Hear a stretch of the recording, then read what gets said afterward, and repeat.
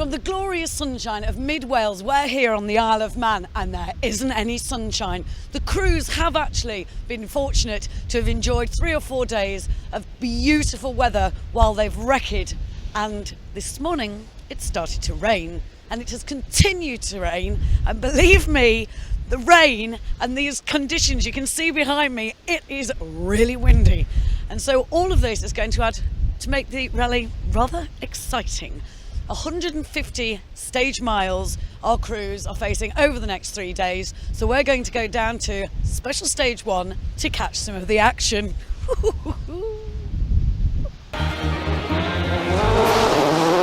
Steve Smith and John Nichols were 4th fastest on the opening stages of the rally, Ballyvale 1, and 2nd in Castletown. Desi Nutt and Geraldine McBride were 1st fastest on the opening stage and 5th on stage 2. 9th on SS1, Jeremy Eason and Dame Golding. They climbed a place on the following stage.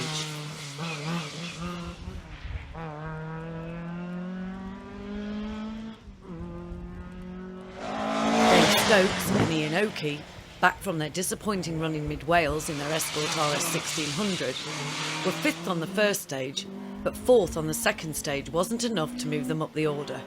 Another crew who were looking for a finish after a disappointing run in mid-Wales were Dominic Frattaroli and Wynne Thomas in the Datsun 240Z.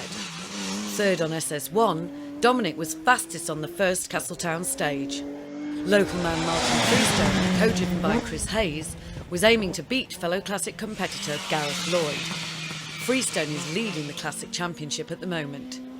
Winners of the Classics in mid-Wales, Gareth Lloyd and Ryland James, were ready for battle, albeit in good humour, with Freestone.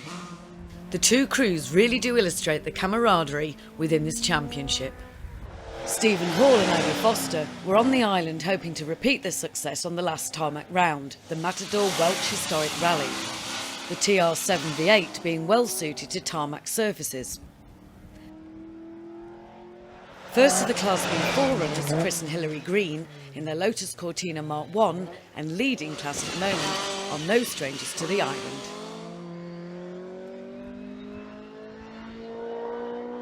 This year's dark horses and an impressive 2nd overall in the championship to date, Ken Foster and John Stangaleve. Another of the mid-Wales casualties, Graham Samuel and Tony Phillips, were ready for a full-on attack. Consistent finishers, the ever-positive crew, Craig Salter and Preston Ayres. 20th on this stage was Ian Drummond and Tom Road. Ricky Profit with his local co-driver, John Skinner. Former Grand Prix driver, Mike Wilds, was making his rally debut. Andrew Street is certainly no stranger to the island, but it was the first time for him in the Porsche, Peter Labelle and Jill Cotton. Although not out on every round this season, Jonathan and Graham Gale have had some very successful runs. Philip Atkinson and Larry Wood are just 4 points behind Chris and Hilary Green in the championship. Brian Gill and Nigel Hutchinson in their Opel Kadett GTE. They didn't finish the first day of the rally, retiring before the final stage of the day with a blown engine. Mark and Brett Clifford, 3rd overall in the Classic category. Dick Slaughter in his Escort RS was partnered by well-known co-driver and pace note writer Liz Jordan.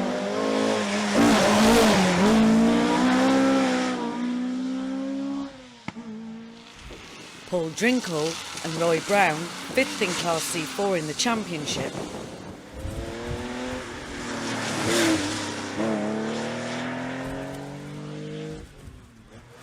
Last seen out on the Matador Welsh Historic Rally, Bob the Builder Gibbons and Neil Cook were ready for some action.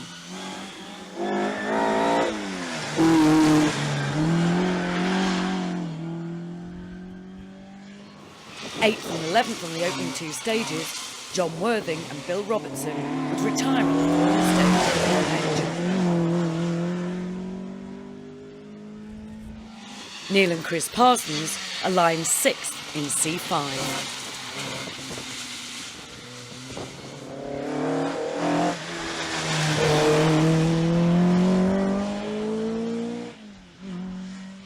Malcolm Wilson, no, not that Malcolm Wilson, and Mark Swallow out for the first time in a number of years in their Hyde Escort RS2000 from Sweden Motorsport. Out for the first time this year in the championship, well-known road and stage rally crew Michael and David Pedley in another TR7 V8, this one painted in works colours.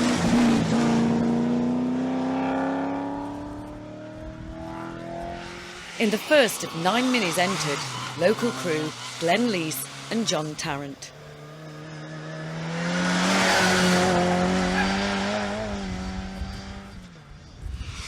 Irish mini rallying legend Mervyn Johnston and Richard Hyland.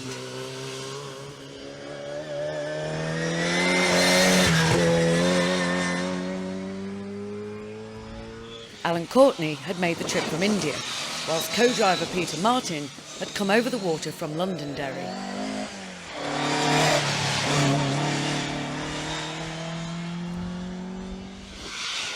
Matthew and Doo Pearce leading Class B2 and 7th overall in the championship.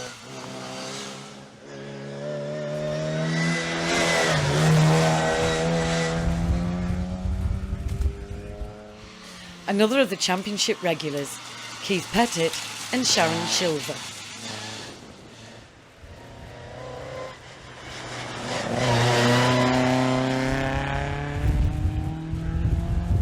David Milcreast and Roy Sweetman, one of the local crews in a car that you don't often see in the British Championship, an MGB.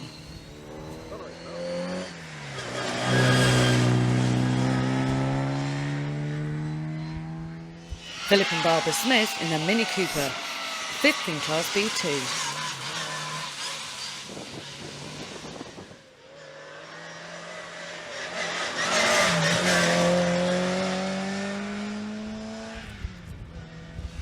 John Morris and Chris Flavelle, first time out in their Hillman Avenger, a model that has been missing from this year's championship to date.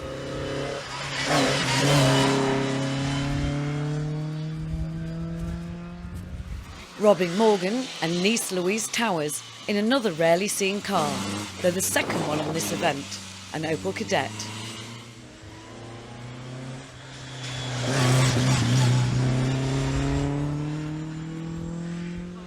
Robin Shuttleworth and Mark Midgley, 3rd in Class C2 in the championship, will be looking to gain some ground on class rivals Worthing and Foster.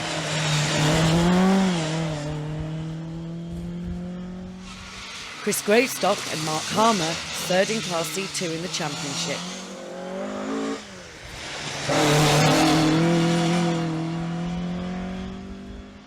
Leading a string of differently engined escorts, Derek Belden and Michael Davison were out on their second event of the season in the Crossflow powered Escort Mexico. Local crew Anthony Martin and Mark Conister in their Pinto powered RS2000. David Watkins and Neil Duncan in their original twin cam powered X-Works Mark I Escort.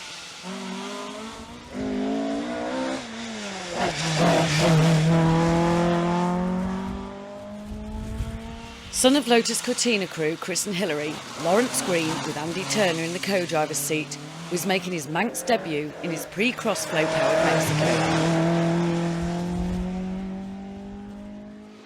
Mike Barrett and Michelle Calvert, after their disappointing run on the Mid-Wales stages, were in high spirits for this prestigious event.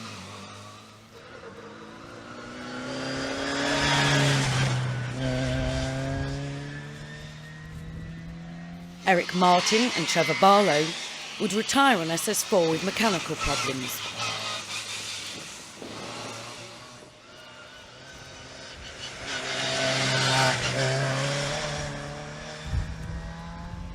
By the time the tail-enders started Stage 1, which starts on Marine Drive, a road that is not normally open to the public, weather conditions had worsened and the light was falling.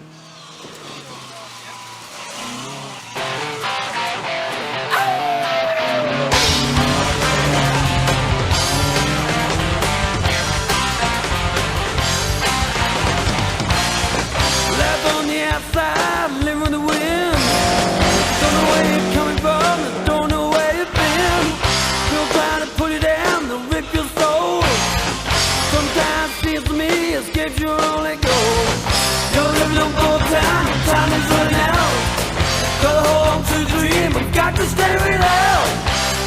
adventure, no fortune steal.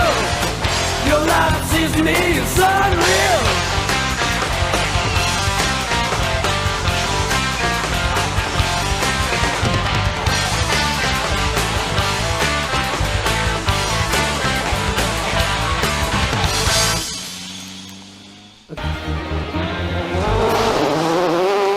SS5 Promenade, an extremely testing stage with the narrowest roads of the entire rally. The opening mile includes a descent to Dremskerry through testing hairpins and the infamous Promenade water splash. Add to this the weather conditions, and our crews really were being put to the test.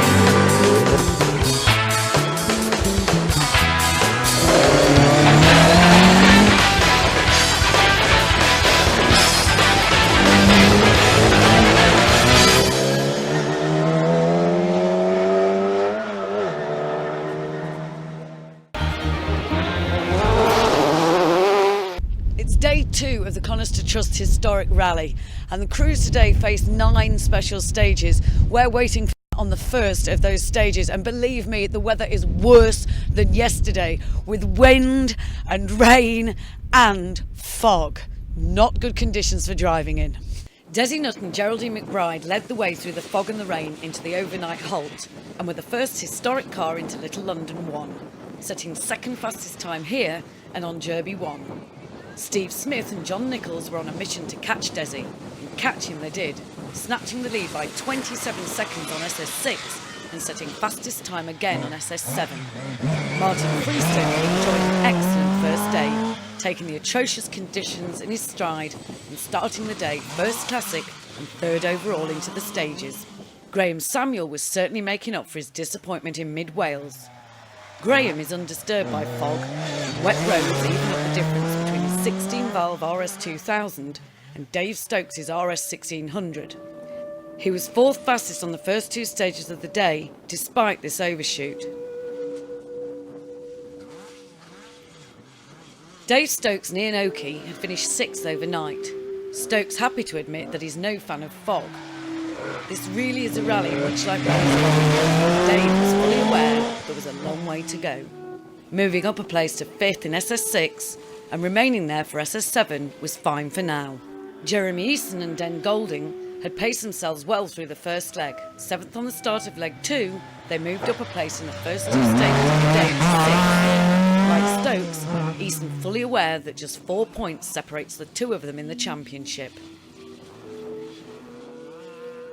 Stephen Hall and Aggie Foster had also enjoyed a good run over the first leg and were back out to improve their times over the next 9 special stages. A little longer they gained a place, only to slip back down to 8th on Jurby 1. Glenn Lees and John Tarrant started the longest day of the event, 9th.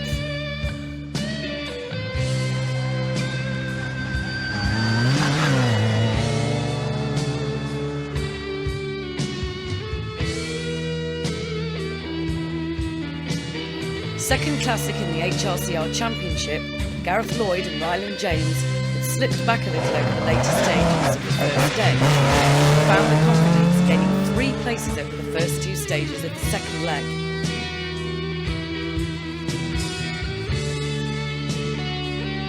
Ken Foster and John Stanger-Lees had slipped out of the top 10 after the first 5 stages and started the second day in 12th.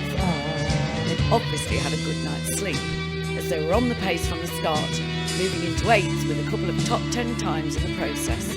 Jonathan and Graham Gale moved up 4 places on day 1, and having gained a further 2 places on SS6, sadly retired to SS7. Peter Lavelle and Jill Cotton have really started to get to grips with the Tuthill-prepared Porsche, and a steady climb saw them 10th on SS7. Sadly, fellow Porsche team Andrew Street and Jez Mason were out. OTL.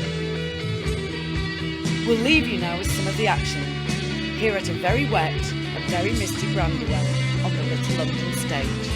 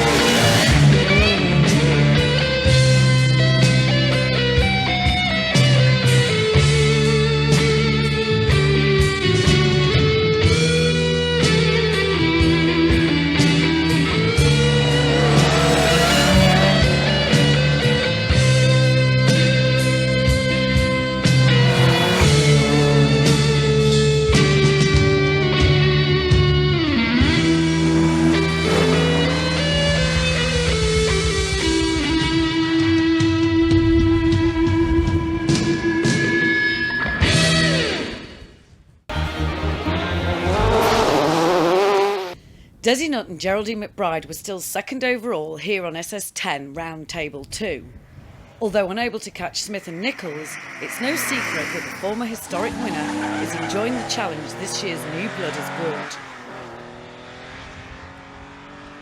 Steve Smith and John Nichols, having gained an impressive lead over all three fields at the beginning of the day, were still flying with fastest times on 3 of the day's stages so far.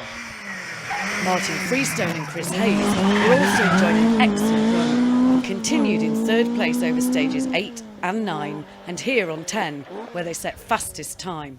Graham Samuel and Tony Phillips were still on a mission, maintaining 4th fastest overall and first post historic over these impressive stages. Round Table has some of the fastest roads on this rally. Dave Stokes dropped over 30 seconds with an excursion into a field.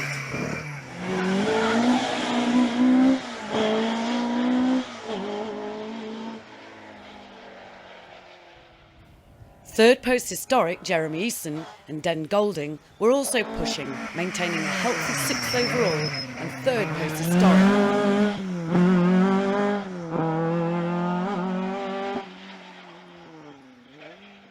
Stephen Hall and Aggie Foster maintained their 9th overall in the magnificent TR7 V8.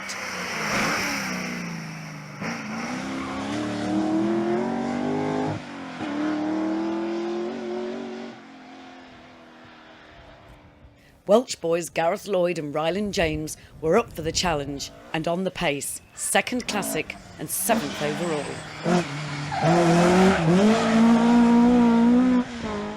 Peter Liddell and Jill Cotton really were having an excellent trouble-free run and continued to climb stealthily up the leaderboard to 8th overall.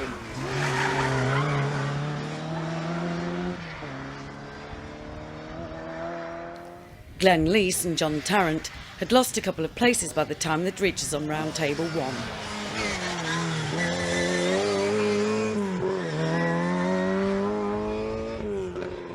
Another steady climber making it to 11th overall, Alan Courtney and Peter Martin in the Cortina Mark 1. Mark and Brett Clifford were pacing themselves and had climbed into 14th overall. Dick Slaughter and Liz Jordan lost and gained places on the first 5 stages of day 1 and repeated this pattern on the 2nd day, finally settling in 10th here on SS10. Improving slowly but surely, Craig Salter and Preston Ayres had gained yet another 3 places over special stages 8, 9 and 10 to 13th overall. Believe me, they were smiling. Bob Gibbons and Neil Cook were enjoying a friendly battle with Ian Drummond.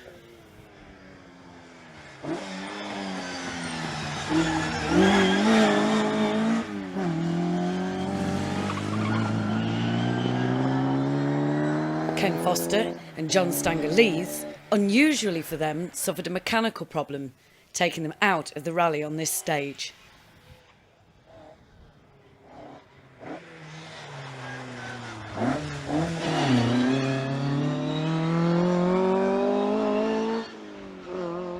Ian Drummond and Tom Ward were snapping at Bob Gibbons' heels.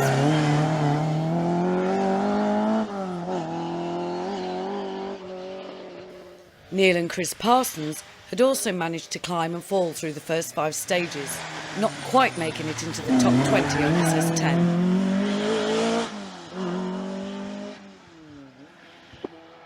Paul Drinkle and Roy Brown, despite a steady climb up to 19th overall on SS4, had finished the first day 29th.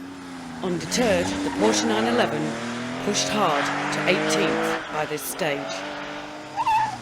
Malcolm Wilson and Mark Swallow are another of the crews seen here for the final time, out on SS11 with a broken half shaft. Chris Gravestock and Mark Hammer also went out on this stage with a clutch problem.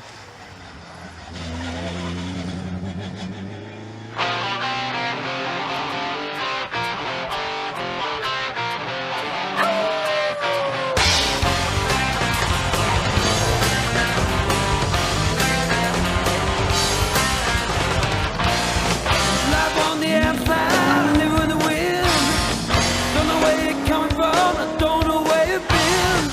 Sometimes put it down the your soul. Sometimes seems to me escape's your only goal. You're living on borrowed time, your time is running out. Gotta hold to the dream, you've got to stay without. Change up convention, your forces steal. Your life seems to me it's unreal.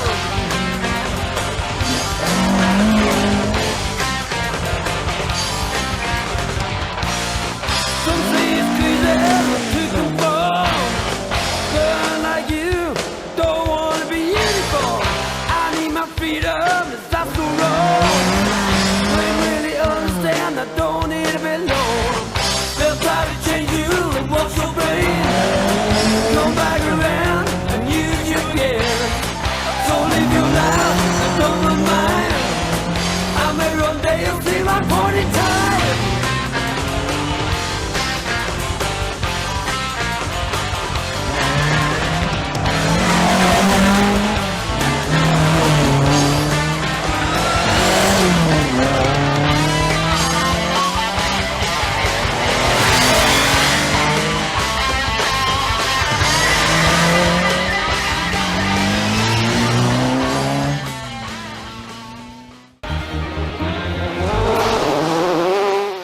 Okay, so we're waiting for the cars for the first service of the day, and at the moment you can see, or rather hear, it's really peaceful, really quiet, and there's really not a lot going on. But in a few minutes, when those cars come into service, the whole atmosphere will change. Right, guys, now we saw you today out on the stages, but not where you really wanted to be. No, we wanted to be on the stages because we were doing quite well last night. And if the prediction had carried on, we should have been maybe 4th or 5th this morning. So, never mind. It's one of those things that's horrible, isn't it? Well, it's the worst thing that can happen in motorsport. DNF's really hurt. We got one right out the box on stage 1. We 3 seconds drop to Dave Stokes with a 1600 car, which is phenomenal. He was right on it. We'd had a really good recce. And the engine let go again. What happened? We had problems last night, ignition problems. Delighted, the only stage that we got it all right. We had a very good time through it. This morning we thought we cured it through the night. This morning we went out about 2 miles down the road, and we think it's this little magnetic or electrical. So I'm not really mechanical, but it's something to do with the ignition, and it fits in like one of those things where all the octopuses come out of the top of. So. Oh, you mean the distributor and the magic eye off it. That's what this is called. Is that what I mean? Thank you, You Michelle. mean the magic eye. Yeah, you wouldn't like to come and give me some lessons, would you? So, 3 stages, tell us about them. We went out and we could hardly see you. They were very slippy. No, John and I just decided we were going to have a go this morning because I thought I was trying quite hard last night, and the wily old fox was 5 up on us overnight, and so no, we pushed on, and I think we had about 27 seconds out of him on the first stage, so that's under control. And I wouldn't want to go up Druidale any quicker than we did, ever, again, actually. But anyway, yes, then we had a bit of a problem on the next stage. We just got a bit muddled with the notes, and then we've had another, I think, 14 out of Desi, who's obviously the man I'm interested in, on the final stage in here, so it's good. Tell us about those stages this morning, Martin. Well, the first stage was downhill quite fast into right 5, and I touched the brake and that was it. I was going everywhere, and everybody was sat on the wall, and I thought, oh. But I don't know what happened, but we got round it. That's where Frattaroli went off. It's nasty conditions out there. And now every time you go to a corner you think, is it going to go again, you see? I'm going to wake up in a minute, I'm going to have a Red Bull. I mean, it was horrendous. I mean, the first 300 yards, and Dominic was off there, and Dominic came off. Yeah, Dominic came off in the first 300 yards of the stage, and Martin obviously had a huge moment there. But we had a disastrous night last night. Combination of me and the car was too hard, etc. And we just confidence building. A second one there. Now we had a good run through it and took some time back. But if we can finish up second classic, we'll be happy with it. With such a bad start. Yes. You're doing extremely well. Well done. Well, it's going all right, yeah. But those conditions are not nice, and yet that seems to be, well, you seem to be Not whizzing really. We're through. just doing our thing, and I don't know where everybody else is. Yeah. But, it's wet out there, but that's about it.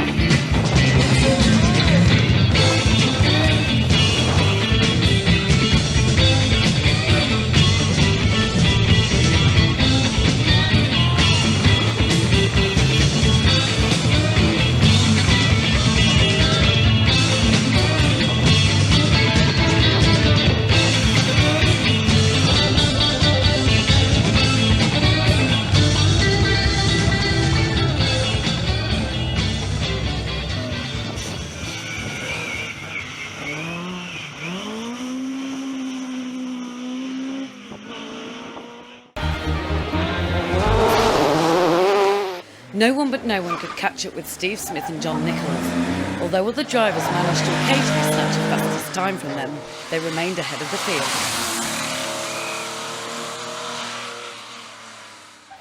Another car with wings was Mr. Graham Sam. He was certainly giving Dave Stokes a run for his money, and had climbed up to second on Ramsey 2, maintaining this position until Ballyvale 2, when Stokes snatched second from him. Plenty of sideways, plenty of great times, and second place for Dave Stokes on SS20, a position he retained as he passed us here on SS21, St Mark's. This was definitely a man on a mission. Third post historic, Jeremy Easton and Den Golding were maintaining a healthy fourth overall. Desi Nutt and Geraldine McBride had retained second fastest until SS14, when they dropped to fifth fastest. However, They were so far ahead of the third place historic that it wouldn't make a difference to their final result. Gareth Lloyd and Ryland James were still on the pace, inheriting the lead when Martin Freestone retired on SS14. Peter Liddell and Jill Cotton still enjoying a clear run and got the leaderboard to 7th overall in SS12.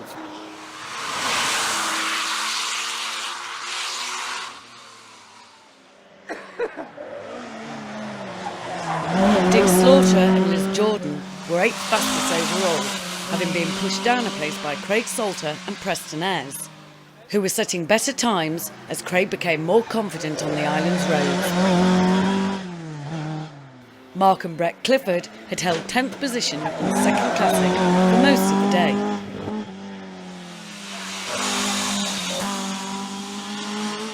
Steve Hall and Aggie Foster were losing ground slowly over the day as they struggled on with gearbox problems.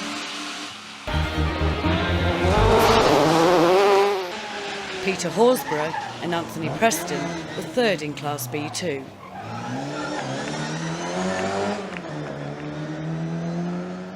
Michael and David Penn were 2nd in Class D4.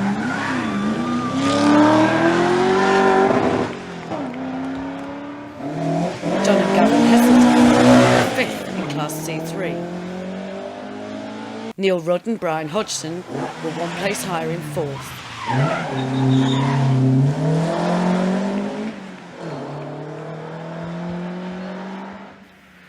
David Milchrist and Roy Sweetman were 3rd in Class B4.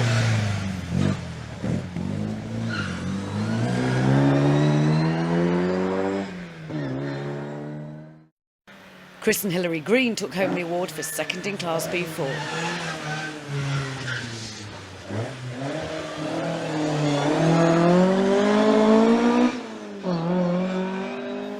Neil and Chris Parsons were 5th in Class C5.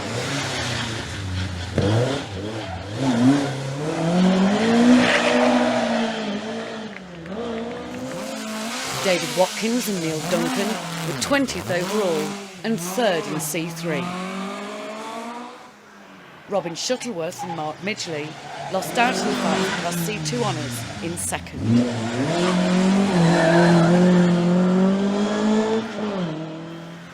Paul Drinkle and Roy Brown were 2nd in C4.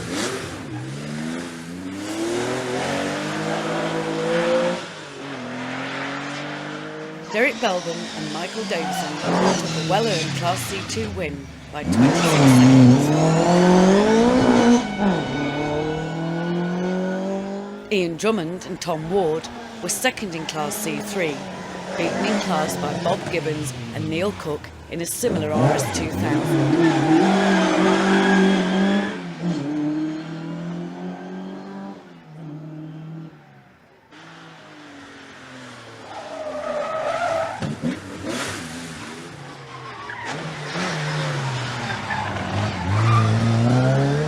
Lease and John Tarrant were 2nd in Class B2, to the similar Mini Cooper of Mervyn Johnson and Richard Hall.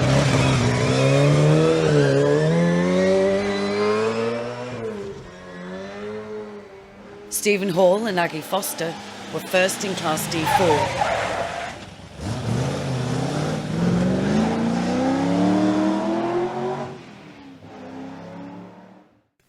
Alan Courtney and Peter Martin took an almost unopposed victory in Class B4, nearly 9 minutes ahead.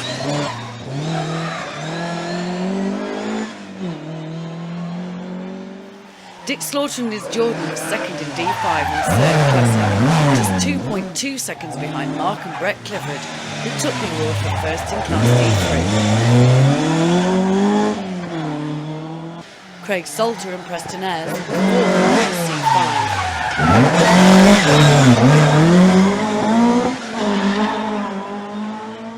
Peter Liddell and Jill Cotton won Class C4.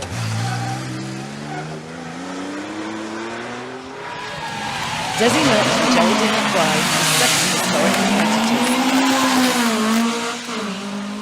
Gareth Lloyd and Ryland James were 1st Classic with nearly a 5-minute lead.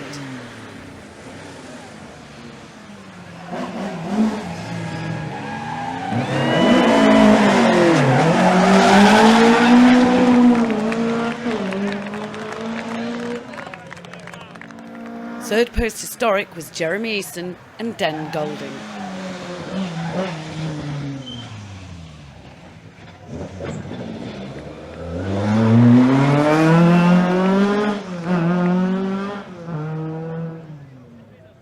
Graham Samuel and Tony Phillips were a well-deserved second.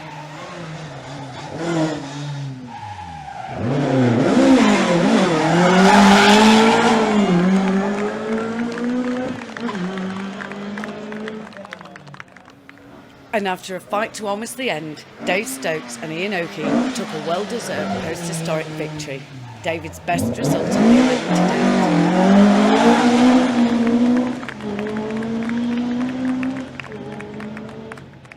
After a tremendous drive taking outright past his time on half the stages, Stephen Smith and John Nichols took the downright win. Not only were they first historic car by almost 9 minutes, they beat all the cars in the other categories as well. The first time in the championship's 6-year history that this has happened. Even after they'd backed off to ensure a finish and maximum historic points, they continued to set fastest times against the still battling Stokes and Samuel.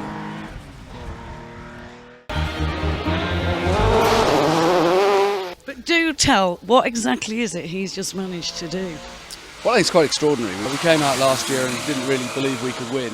And we did. It was in an Escort Pinto, so it was a C3 car. We came out this year and brought the Porsche, and he got into the groove, second day, and that was it. We've had a fantastic time, as we always do out here, and of course, he's delivered the goods. First, overall, and can you tell us what the time was? Broadly 2 minutes ahead, I think, yeah. 2 minutes? Which is just ridiculous. I mean, a historic car shouldn't be able to beat any of the others, let alone all of the others. So, it's all credit to this old boy. If you've got the confidence in the wet, then you can really stuff the opposition over here if you try, but you've got to have confidence, and it comes from the navigator. All right, Mr. Stokes, well done, you're here. You were going to do it. You weren't going to make any mistakes, you haven't, and congratulations. Thank you very much. Been wanting to do this for a long time, this one. This one's quite important, really. Tell us why. Well, the last 2 years I've gone out on stage 10 for different reasons. Hospital last year and, broke it the year before. So we still went off on stage 10 into a field this year. So stage 10 is still not too clever. But, absolutely delighted. Puts us back in, sensible place where in the championship. 3 more rounds. Is it 3 more rounds? There are 3 more rounds to go, yeah. Belgium next, a bit more tarmac. It's 2 tarmac ones we've won, and I'm not a tarmac driver, really. Well, we made it. Yeah, it's been a tough rally, but obviously Martin went out, but apart from that, we had a really good run. Yesterday we put in some good times, and today we've been playing it safe, but having a good go as well. But real enjoyable rally, but very hard rally as well, So, no, looking forward to Belgium now. Downhill quite fast into right 5, and I touched the brake and that was it. I was going everywhere, and everybody was sat on the wall, and I thought,